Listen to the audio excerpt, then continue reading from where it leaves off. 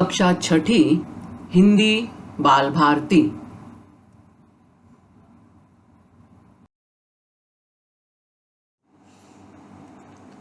दूसरी इकाई भाषा की ओर। भाषा की ओर इस भाग में हम जानकारी प्राप्त करेंगे विराम चिन्ह के बारे में।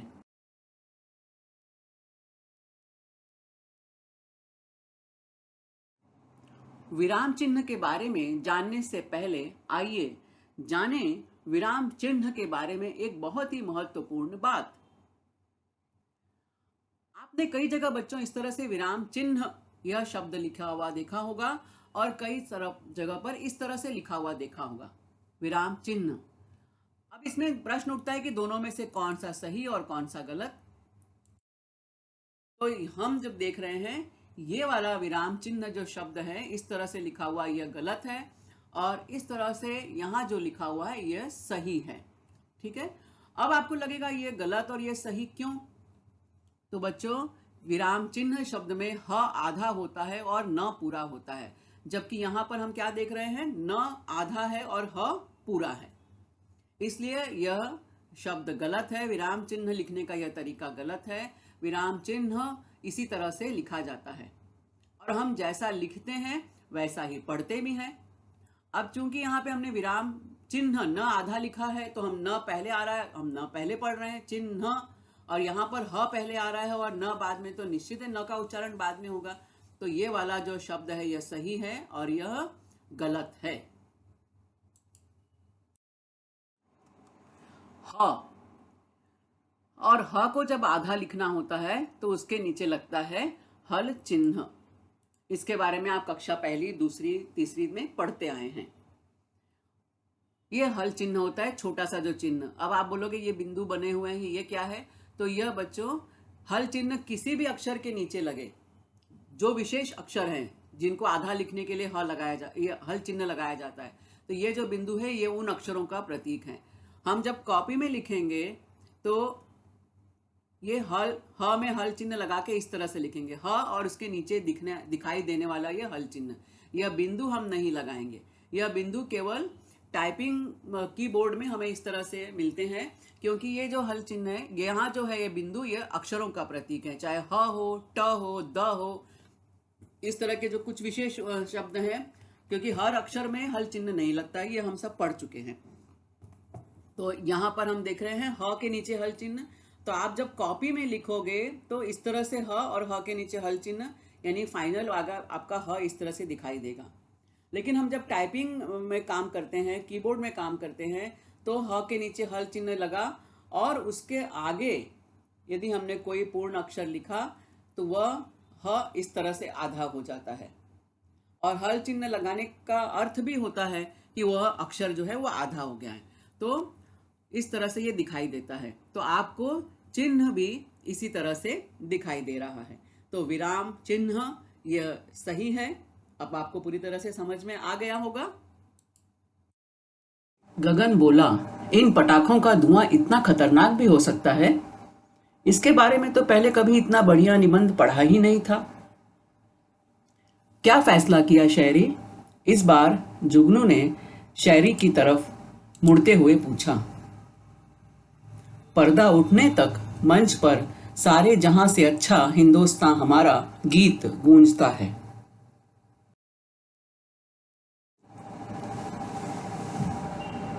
यदि पटाखों से आवाज गायब हो जाए तो?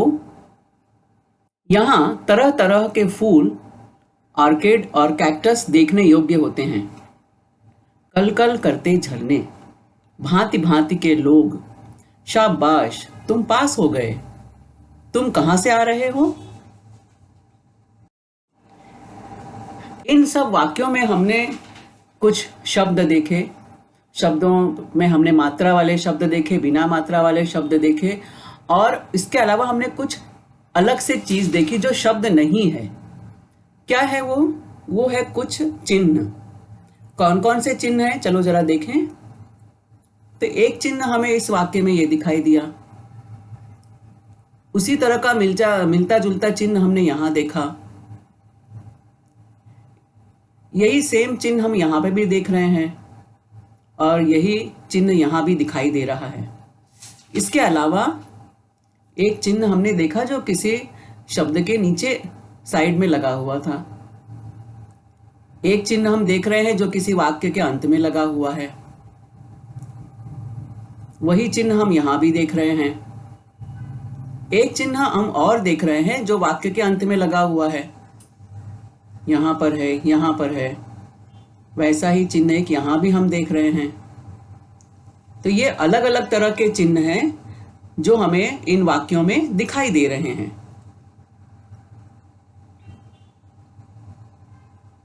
और एक चिन्ह हमने देखा, ये यहाँ पे भी हमें दिखाई दे रहा है। ये चिन्ह जो है कुछ इस चिन्ह से मिलता जुलता है। चलो इस स्लाइड में भी हम देखें कि कौन कौन से इसमें चिन्ह हमें दिखाई दे रहे हैं। तो एक चिन्ह हमें यहाँ पर दिखाई दिया, एक चिन्ह यहाँ भी हम देख रहे हैं। अब इन चिन्हों के नाम क्या है इसके बारे में हम बाद में जानकारी लेते हैं। पहले हम देख लेते हैं कि और कौन कौन से चिन्ह यहाँ पर हैं। ये चिन्ह हमने पिछले स्लाइड में भी देखा था। इसके अलावा यहाँ पर ये भी दिखाई दे रहा है, यहाँ भी हम देख रहे हैं, ये भी एक चिन्ह है और ये भी है। ये तो हमने ऊपर भी देखा, यहाँ पर कल कल करते झरने, यहाँ पर भी एक हमें छोटा सा ये चिन्ह कुछ दिखाई दे रहा है। यहाँ पर भी है, यहाँ पर भी एक चिन्ह है, यहाँ पर भी एक चिन्ह है और ये भी एक चिन्ह है। तो इसमें हमने देखा कि कुछ चिन्ह जो है वाक्य के अंत में लगे हुए हैं, कुछ दो शब्दों के बीच लगे हैं। तो इन चिन्हों का क्या उपयोग है और क्यों लगाए गए हैं, इन चिन्हों को हम क्या कहते हैं। चिन्ह। विराम शब्द का अर्थ होता है ठहराव या रुकना, रुक जाना। अब भाषा में भला कहाँ ठहराव? तो भाषा में अपने भावों का अर्थ स्पष्ट करने के लिए या एक विचार और उसके प्रसंगों को प्रकट करने के लिए हम रुकते हैं और इसी रुकने को हम विराम कहते हैं।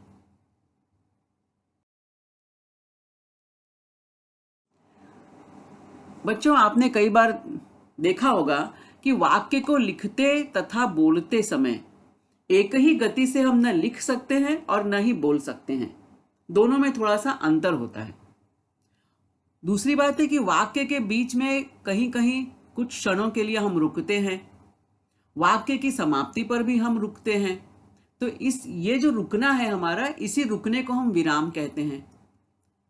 इसके अलावा एक व्यक्ति अपनी बात कहने के लिए, उसे समझाने के लिए, किसी कथन पर बल देने के लिए, यानी कोई चीज पे हमें जोर देना है तो वहां पे अधिक जोर देने के लिए, आश्चर्य आदि भावों की अभिव्यक्ति के लिए कहीं कम तो कहीं अधिक समय के लिए ठहरता है। और भाषा के लिखित रूप में इस ठहरने के स्थान पर जो निश्चित संकेत चिन्ह लगाए जाते हैं उन्हें विराम चिन्ह कहते हैं। अब हम ठहर रहे हैं तो ये ठहरने के, ये हमारा ठहराव कैसे स्पष्ट होगा? तो इस ठहराव को स्पष्ट करने के लिए कुछ निश्चित संकेत चिन्ह लगाए जाते हैं। हम कहाँ कम ठहरेंगे, कहाँ ज्यादा ठहरेंगे, कहाँ आश्चर्य के रूप में ठहरना है, कहाँ पर अपनी बात समझाने के लिए ठहरना है, कहाँ किसी कथन पर बल देने के लिए ठहरना है। तो ये सब के लिए अलग अलग संकेत चिन्ह लगाए जाते हैं और इन्हीं संकेत चिन्हों को हम विराम चिन्ह कहते हैं। अब विराम चिन्ह का उपयोग क्या होता है, इससे फर्क क्या पड़ता है? तो अभी हमने देखा कि वाक्य में विराम चिन्हों के प्रयोग से भाषा में स्पष्टता आती है, सुंदरता आती है तथा भाव को समझने में सुविधा होती है। यानी कोई वाक्य किस भाव से कहा जा रहा है, किस अर्थ से कहा जा रहा है, ये हमारे सामने स्पष्ट होता है। यदि विराम चिन्हों का यथास्थान उचित प्रयोग न किया जाए तो अर्थ का अनर्थ भी हो जाता है। यानी किसी वाक्य में यदि विराम चिन्ह नहीं है तो हम जो कहना चाहते हैं वो अर्थ नहीं निकलता, कुछ दूसरा अर्थ भी निकल जाता है। कैसे, अब इसका उदाहरण हम देखते हैं। रोको मत जाने दो, एक वाक्य है। अब इसमें कोई भी किसी तरह का चिन्ह नहीं लगा है। अब इस वाक्य के दो अर्थ हो सकते हैं। कौन कौन से अर्थ हो सकते हैं? रोको मत जाने दो, यानी कोई जा रहा है उसको रोको, उसको जाने मत दो। दूसरा अर्थ हो सकता है रोको मत जाने दो, यानी कोई व्यक्ति जा रहा है उसको रोको मत, उसे जाने दो। अब यदि हमने विराम चिन्ह कहाँ लगा दिया है, यदि रोको के बाद विराम चिन्ह लग गया है तो इसका अर्थ है उसे रोक लो, उसे मत जाने दो। यदि रोको मत इसके आगे विराम चिन्ह लगा है तो इसका अर्थ है रोको मत, उस व्यक्ति को बिल्कुल अड़ंगा मत लगाओ, उसे रोको मत, उसको जाने दो। तो ये दो अर्थ, दो भाव इन वाक्यों से स्पष्ट होते हैं। लेकिन इस वाक्य में जहां कोई विराम चिन्ह नहीं है, यहां कुछ भी स्पष्ट नहीं होता। उसी तरह हम और एक उदाहरण देखेंगे। उसे जगाओ मत सोने दो, इसमें किसी भी प्रकार का कोई विराम चिन्ह नहीं है। उसे जगाओ मत सोने दो, और दूसरा अर्थ इसका निकलता है उसे जगाओ मत सोने दो। अब इस वाक्य में क्या अर्थ निकल रहा है? सोते हुए व्यक्ति को जगाओ, उसे जगाओ, मत सोने दो, उसे सोने मत दो, उसे उठाओ। और दूसरे वाक्य से क्या अर्थ निकल रहा है? उसे जगाओ मत सोने दो, यानी उसको उठाओ मत, जगाओ मत, उसको सोने दो। तो इस तरह से इस विराम चिन्ह के कारण इस एक वाक्य के दो अलग अलग अर्थ स्पष्ट हो रहे हैं। तो अब जबकि जिस वाक्य में विराम चिन्ह नहीं है, जैसे यहाँ रोको मत जाने दो, उसे जगाओ मत सोने दो, इसमें कोई विराम चिन्ह नहीं है, तो इसमें कोई भी अर्थ स्पष्ट नहीं होता। जबकि दूसरे और तीसरे वाक्य में अर्थ स्पष्ट हो जाता है, लेकिन विराम चिन्हों के अलग अलग स्थान पर होने से उसमें एक दूसरे का उल्टा अर्थ मिलता है। जैसे यहाँ रोको मत जाने दो, यहाँ रुकने का भाव है, यानी किसी को रोकना है, और यहाँ रोको मत यानी रुकने का, किसी को रोकना नहीं है, उसे आगे जाने दो। तो दोनों अलग अलग भाव हैं, विपरीत भाव स्पष्ट होते हैं। उसी तरह से यहाँ पर पहले वाक्य में उसे जगाओ मत सोने दो, यानी किसी व्यक्ति को उठाना है, उसे सोने नहीं देना है। और दूसरे वाक्य में क्या स्पष्ट हो रहा है कि उसे जगाओ मत सोने दो, यानी उसको सोने का भाव स्पष्ट हो रहा है कि उसको नींद लेने दो, और यहाँ हो रहा है कि उसे नींद मत लेने दो। तो ये विराम चिन्ह जो हमने लगाया है छोटा सा, इसी विराम चिन्ह की वजह से ये अर्थ अलग अलग मिल रहे हैं। और जबकि जिस वाक्य में विराम चिन्ह नहीं है वहां हमें कोई भी ऐसा स्पष्ट अर्थ नहीं मिलता। तब आपको समझ में आ गया होगा कि एक छोटा सा विराम चिन्ह और कितने अर्थ से बदलाव कर देता है, कितने अर्थों में अंतर आ जाता है। अब बहुत सारे विराम चिन्ह हैं जिनसे आप परिचित हो। जैसे ये आप हमेशा देखते हो, इसे ये एक विराम चिन्ह आपने बहुत जगह देखा है, ये वाला विराम चिन्ह भी आपने देखा है। इन विराम चिन्हों को हम क्या कहते हैं इसकी जानकारी हम आगे लेंगे। ये वाला विराम चिन्ह भी आपने कई बार देखा है, ये वाला भी चिन्ह आपने देखा है। अब ये सारे विराम चिन्हों के प्रकार हैं। ये तो आपने बहुत बार देखा है, ये भी देखा है, ये वाला भी देखा होगा आपने, जहां आपका स्वाध्याय दिया रहता है, प्रश्नोत्तर रहता है, वहां पर इस तरह का विराम चिन्ह आपने देखा होगा। ये वाला भी देखा है आपने। ये सारे विराम चिन्ह आपकी पाठ्य पुस्तकों में, आपकी किताबों में, आपकी कहानियों में, कविताओं में कहीं न कहीं आपको देखने के लिए मिलते हैं। ये वाला तो बहुत देखा होगा आपने। अब कहाँ देखा वो सब याद करते जाओ। ये वाला भी देखा है, ये भी दोनों एक जैसे लगते हैं लेकिन एक छोटा है एक बड़ा है। ये भी देखा है। कोष्ठक, ये तो आपने भाषा के अलावा गणित में भी देखा होगा। ये वाला भी कहीं कहीं देखा होगा। ये वाला तो शायद आपने नहीं देखा होगा अभी तक कहीं पर भी, और ये वाला भी बहुत जगह देखा है। तो इसमें से कुछ विराम चिन्ह ऐसे हैं जो हम कक्षा 6ठी के स्तर पर हम इनका अधिकाधिक उपयोग करते हैं। एक आध विराम चिन्ह ऐसे हैं जो हैं तो विराम चिन्ह, लेकिन अभी कक्षा 6ठी में इनका उपयोग हमने नहीं किया होगा। तो चलो जानते हैं इन विराम चिन्हों के नाम क्या हैं। आपको मन में लग रहा होगा ना कि हाँ ये तो हमने देखा है, ये भी देखा है, ये भी देखा है। अरे भाई इसका नाम क्या है? चलो नाम भी देखते हैं। अच्छा ये वाले भी दो विराम चिन्ह हैं, देखो ये भी मिल गए हमें। ये भी कहीं छुपे हुए थे, बोले भाई हम भी हैं, हमको भी देखो। तो ये दो विराम चिन्ह और आ गए हैं हमारे सामने। अब इन विराम चिन्हों के हम नाम देखते हैं। पूर्ण विराम चिन्ह, अर्ध विराम चिन्ह, अल्प विराम चिन्ह, प्रश्नवाचक चिन्ह, विस्मयादि बोधक चिन्ह, अपूर्ण या उपविराम चिन्ह, निर्देशक चिन्ह, विवरण चिन्ह, योजक विराम चिन्ह, कोष्ठक, उद्धरण या अवतरण चिन्ह, ये इकहरा अवतरण चिन्ह भी होता है और दोहरा अवतरण चिन्ह भी होता है, लाघव चिन्ह, हंसपद चिन्ह, लोप चिन्ह, पुनरुक्ति चिन्ह, ऐसे बहुत सारे ये विराम चिन्हों के प्रकार हैं। इसमें से कुछ विराम चिन्ह ऐसे हैं जिनका प्रयोग हम अधिकाधिक करते हैं और कुछ ऐसे हैं जिनका प्रयोग कम किया जाता है। दीर्घ स्वर चिन्ह है ना, अब इन सब का उपयोग छठी के स्तर पर नहीं होता। ये सिर्फ मैंने आपकी जानकारी के लिए यहाँ सभी नाम दे दिए हैं आपको। रेखांकन चिन्ह, जिसे आजकल हम इंग्लिश में अंडरस्कोर कहते हैं, अंडरलाइन करना या अंडरस्कोर कहा जाता है। तो ये बहुत सारे विराम चिन्ह हैं। तो इस तरह हम देखते हैं कि विराम शब्द का मूल अर्थ हमको मालूम पड़ गया, ठहराव या आराम।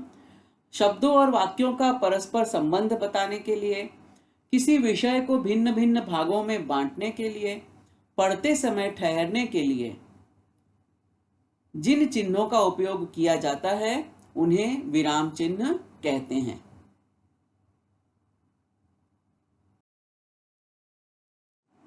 अब हम देखेंगे, यहां हम देखेंगे विराम चिन्हों के नाम।